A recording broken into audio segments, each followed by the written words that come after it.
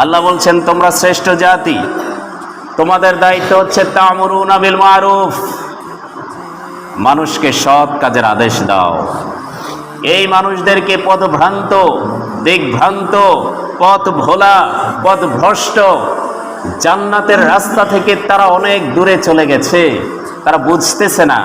এই মানুষদেরকে বুঝানো, দাওয়াত দেওয়া, ইমানের কথা বলা, আল্লাহর কথা বলা, কোরআনের কথা বলা, জান্নাতের কথা বলা, এভাবে মানুষকে দাওয়াত দেওয়া, এটাই হচ্ছে মানুষ হিসেবে তোমাদের দায়িত্ব। সুবহানাল্লাহ পড়ে।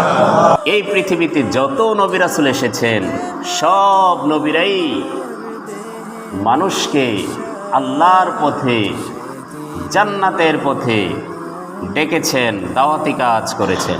ঠিক কিনা বলেন? সব নবীরাই মানুষকে দাওয়াতি কাজ করেছেন। কুলু লা ইলাহা ইল্লাল্লাহ তুফলিহুন, তোমরা সবাই এক আল্লাহর দিকে ফিরে আসো, সফল হয়ে যাবে।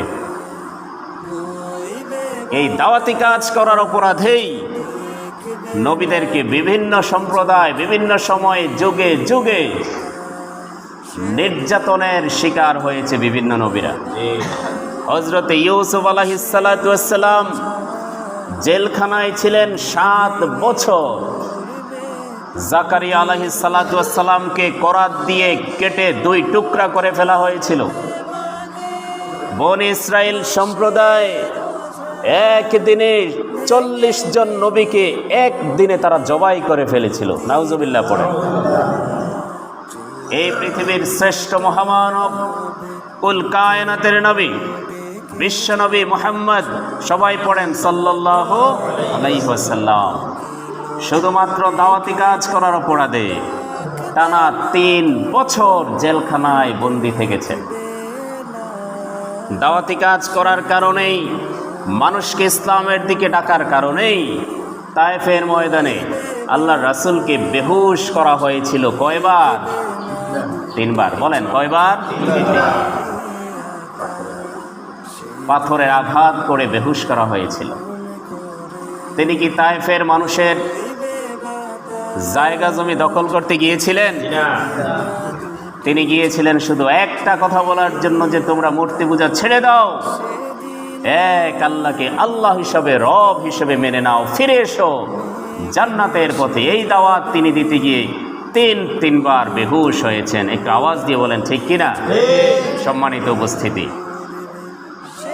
উহুদের যুদ্ধে আল্লাহর নবী বেহুশ হয়ে পড়েছিলেন 1.5 ঘন্টা। সামনের সারির 2টা দাঁত পড়ে গিয়েছিল। আল্লাহ আমাদেরকে বলছেন তোমরা শ্রেষ্ঠ জাতি, কুনতুম খায়রা উম্মাতিন উখরিজাত লিন-নাস তা'মুরুনা বিল মা'রুফ ওয়া তানহাউনা আনিল মুনকার।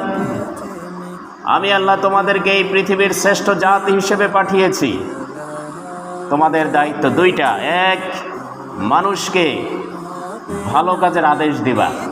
2, অন্যায় কাজ থেকে বাধা দিয়া ফিরিয়ে রাখবা। এই 2টা দায়িত্ব আল্লাহ আমাদেরকে দিয়েছেন। সম্মানিত উপস্থিতি, মানুষকে আপনি যদি ভালো কাজের আদেশ দিতে চান, তাইলে সর্বপ্রথম আপনাকে, আমাকে ভালো হওয়া লাগবে। আমরা নিজেরা যদি ভালো না হই, তাহলে মানুষকে ভালো কাজের আদেশকে আমরা দিতে পারবো?